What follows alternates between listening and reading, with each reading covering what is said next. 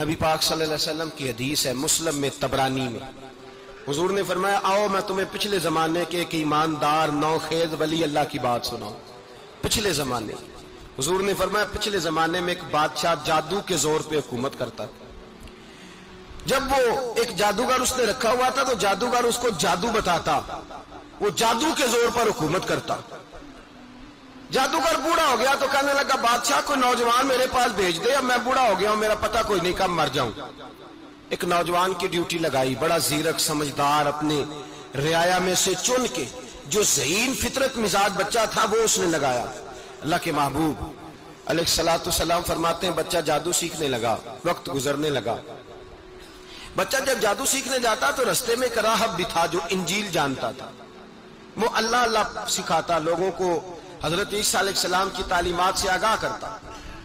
اس نے دیکھا کہ یہاں بھی لوگ کٹھے ہیں تو وہ بچہ اس راہب کے پاس بھی اٹھنے بیٹھنے لگا۔ اب جب اس کے ساتھ اس کی گفتگو بڑھنے لگی تو اس کو باتوں میں لذت آنے لگی۔ اس نے راہب نے پوچھا کہ تو کون ہے اور کس طرح سے آیا ہے، کیا تیرا معاملہ ہے؟ اس نے کہا جی میں جادو سیکھنے جاتا ہوں، آپ کی باتیں مجھے بڑی اچھی لگتی ہیں۔ اس نے کہا دین سیکھ، جادو سیکھنے والے کافر ہو جاتے ہیں، قرآن و دین سیکھنے والوں کو اللہ کامل ایمان عطا فرماتا ہے۔ فرمایا یہ سیکھ۔ بچہ بیٹھنے لگا، اس کے پاس آنے لگا، باتیں دل میں گھر کرنے لگی۔ ایک وقت آیا کہ مسلمان ہو گیا، اور مسلمان کیسے ہوا؟ بچہ کہتا ہے میں تجربہ کر کے ہوا۔ اب میں تھوڑا سا وقت جادوگر کے پاس بھی جاتا اور باقی سارا وقت وہاں بیٹھتا۔ میں ایک دن جا رہا تھا تو رستے میں اژدہا تھا، بہت بڑا سانپ تھا، رستہ روک کے کھڑا تھا۔ یہ حضور نے بیان کی حدیث۔ نبی پاک صلی اللہ علیہ وسلم فرماتے ہیں بچہ کہتا ہے کہ رستے کے اندر سانپ ہے، رستے بند ہے، لوگ چھتوں درختوں پہ چڑھے، ہراش ہے۔ کہتے چھوٹا سا روڑا میں نے اٹھایا تو میں نے کہا اللہ اگر جادوگر سچا ہے تو اسے مار دے۔ چھوٹا سا روڑا میں نے پھینکا، اژدہا کوئی نہ مرا۔ پھر چھوٹا روڑا اٹھایا، میں نے کہا اللہ اگر وہ عالم سچا ہے تو اسے مار دے۔ اب جب میں نے روڑا مارا تو اژدہا مر گیا۔ میرے اندر سے گواہی آئی نہیں دین کی باتیں سچی ہیں، نہیں قرآن کی باتیں اسلام سمجھانے کے لیے عرض کر رہا ہوں، اگرچہ اس دور میں انجیل تھی۔ اللہ رسول کی باتیں اچھی ہیں۔ کہتے میں مسلمان ہو گیا، اب میں نے راہب کے پاس ہی رہنا شروع کر دیا، جادوگر کے پاس چھوڑ دیا۔ اس بچے نے آنا، بادشاہ پوچھتا کہاں زیادہ وقت گزارتے ہو تو وہ بات گول کر دیتا۔ وقت تیزی سے بڑھنے لگا، اللہ نے اس نوجوان میں طاقت پیدا کر دی۔ اب وہ اس کے اندر نا اللہ نے توانائی روحانیت پیدا کر دی، یہ بھی جوان ہے، 14-15 سال عمر ہے۔ اللہ نے اب جو بیمار بھی آتا وہ دعا کرتا تو اللہ صحت عطا کر دیتا، جو بھی آتا۔ بادشاہ کا ایک درباری تھا، بادشاہ کو پنکھا جلتا تھا، وہ اندھا ہو گیا، کوئی ایسی تکلیف آئی کہ نابینا ہو گیا، بڑے علاج کرائے شفا نہیں ہوئی۔ کسی نے اس بچے کا پتہ بتایا کانوں میں، اس کے پاس گیا تو بچہ کہنے لگا شفا تو ہو جائے گی پر کلمہ پڑھنا پڑے گا، مسلمان ہونا پڑے گا، جس پیغمبر کا میں غلام ہوں تجھے بھی بننا پڑے گا، دین پہ عمل کرنا پڑے گا، اللہ شفا دیتا ہے۔ اس نے کہا تو مجھے کلمہ پڑھا، مجھے شفا دے، میں تیار ہوں۔ اس نے کہا شفا تو اللہ ہی دیتا ہے۔ اس نے اللہ تبارک و تعالیٰ کا ذکر کر کے دعا مانگی، یہ مسلم شریف میں حدیث ہے، طبرانی میں موجود ہے۔ اللہ نے اسے شفا دی، اس نے کلمہ پڑھنا شروع کر دیا۔ یہاں ایک نقطہ لکھا ہے ہمارے علماء نے، کہتے ہیں جب اللہ ولایت عطا کرتا ہے نا تو یہ سفید بالوں والے کا حصہ نہیں ہوتی۔ اگر جوانی میں کوئی آدمی توبہ کر کے تصوف کے راستے پہ چلتا ہے تو سب سے زیادہ ولایت اللہ اسے عطا فرماتا ہے، سب سے زیادہ ولایت اس کے پاس ہوتی ہے۔ ابھی اس کے بال کالے ہیں، چڑھتی جوانی ہے، دعا کی تو اللہ نے، اور حدیث پاک میں موجود ہے کوڑے آتے تو شفا یاب ہو جاتے، اندھے آتے تو شفا یاب، برس والے آتے تو اللہ سے دے، جوان ہے۔ بادشاہ کے پاس وہ واپس گیا، وہ جو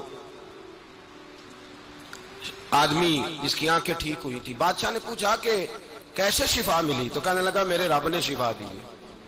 بادشاہ سجدے کراتا تھا، اپنے آپ کو منواتا تھا، معاذ اللہ، کہنے لگا میرے علاوہ کون رب ہے؟ اس نے کہا وہی رب ہے جس نے تجھے پیدا کیا ہے، اور وہی رب ہے جس نے مجھ اندھے کو آنکھیں دی ہیں، وہی ہے میرا مالک۔ کہا اچھا تو مجھے نہیں مانتا؟ کہا نہیں میں اپنے رب کو مانتا ہوں۔ بادشاہ نے اسے سزا دی، ستایا، اس نے بچے کا پتہ بتایا، پھر بچے کو بلا کے ستایا تو اس راہب کا پتہ بتایا، راہب بھی قتل ہو گیا، نابینا بھی قتل ہو گیا۔ بادشاہ نے کہا سپاہیوں سے اس بچے کو لے جاؤ اور پہاڑ کی چوٹی پہ جا کے نیچے پھینکو تاکہ مر جائے۔ بچہ پہاڑ کی چوٹی پہ گیا تو ہاتھ اٹھا کے کہنے لگا یا اللہ میرے لیے نہیں اپنے لیے، میرے لیے نہیں اپنے لیے انہیں اپنی قدرت کے جلوے دکھا، میرے لیے نہیں۔ اللہ کے بندے اپنی جان بچانے کی دعائیں نہیں مانگتے، اپنے لیے انہیں اپنی قدرت کے جلوے دکھا، یہ دعا مانگی۔ جتنے لوگ ساتھ آئے تھے وہ سارے زمین پہ گرے اور سب مر گئے، پہاڑ سے گر کے مر گئے۔ بچہ واپس سیدھا بادشاہ کے پاس کہنے لگا لو بھائی میرے رب نے مجھے بچا لیا ہے۔ جوان کا ایمان دیکھو، میرے رب نے مجھے، بولو میرے اللہ نے مجھے ایمان کی گواہی دے رہا ہے، میں بچ گیا ہوں، تو جھوٹا ہے میرا رب سچا ہے۔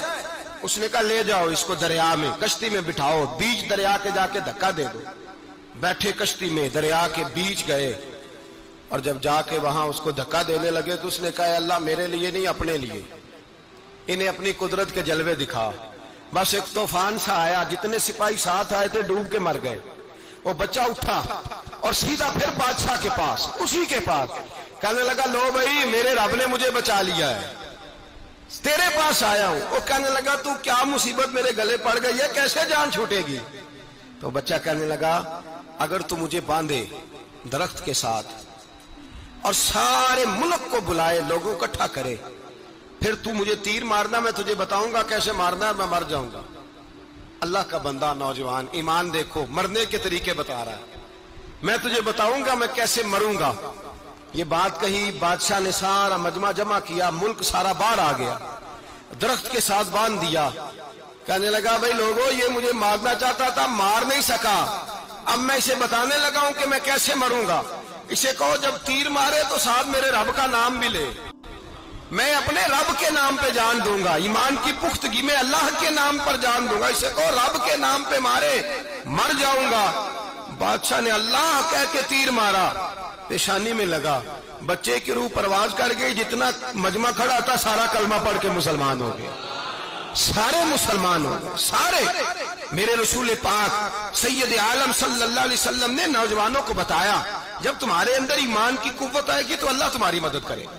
فرمایا وہ نوخیز ولی تھا، ابھی جوان رانا تھا، ابھی اس کی پیشانی پر جوانی کے آثار تھے، لیکن اس نے اللہ کو راضی کیا، رب کریم کو راضی۔ ولایت کا مطلب بڑھاپا نہیں، ولایت کا مطلب وہ نہیں کہ جب بڑا لمبا وقت گزر جائے تو پھر آدمی آئے کہ نہیں اب کیا کرنا ہے، اب مسجد ہی ہے، اب تو اس کے علاوہ گزارا ہی کوئی نہیں۔ تو اس وقت کا آنا اللہ کی بارگاہ میں قبول تو ہے، لیکن شاباشی اسی کو ملتی ہے جو جوانی کا وقت آئے، جو عین اس وقت آئے جو وقت میرے رسول پاک علیہ السلام کے غلام عبداللہ ابن عمر، حضرت عبداللہ ابن عمر رضی اللہ تعالیٰ عنہ فرماتے ہیں کہ میں نکلا، مجھے سفر کے لیے جانا تھا، تو تھوڑی سی کھجوریں، تھوڑا سا سرکہ، ایک شہد کی بوتل، چیزیں میں نے سفر کے لیے ساتھ رکھ لی۔ میں جب مدینے سے باہر صحرا میں نکلا نا تو رمضان نہیں تھا، غیر رمضان تھا۔ میں نے ایک نوجوان کو دیکھا بکریاں چرا رہا ہے، بکریاں چرا رہا ہے، اے جوان۔ آپ فرماتے ہیں اس کا چہرہ بڑا نورانیت والا، گرد پڑی ہوئی پر بڑا حسین۔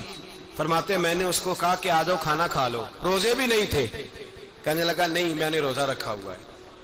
فرماتے ہیں میں نے کہا پتہ کروں کہ نیرا نیک ہی ہے کہ پرہیزگار بھی ہے۔ نیک وہ ہوتا ہے جو نماز پڑھے روزہ رکھے، پرہیزگار وہ ہوتا ہے جو گناہ سے بچے، وہ پرہیزگار ہوتا ہے۔ کہا پتہ کروں پرہیزگار بھی ہے کہ نہیں؟ کہتے میں قریب گیا تو میں نے جا کے اس کو کہا بھائی تیری بکریاں بڑی پیاری ہیں، میرا دل کرتا ہے کہ بکری مجھے دے دو۔ کہتے وہ جوان، غربت بھی، پریشانی بھی، پر دامان توکل کی یہ خوبی ہے کہ اس پر پابند لگے ہوتے ہیں، دھبے نہیں ہوتے۔ غربت ہے، کہا جناب ایک بکری دے دو۔ آنے لگا جناب بکریاں میری نہیں، بکریوں کا مالک کوئی اور ہے۔ کہتے میں نے آزمانے کے لیے کہا کہ بکریوں کے مالک کو کہنا ایک بکری بھیڑیا لے گیا ہے، کہہ دینا بھیڑیا لے گیا ہے۔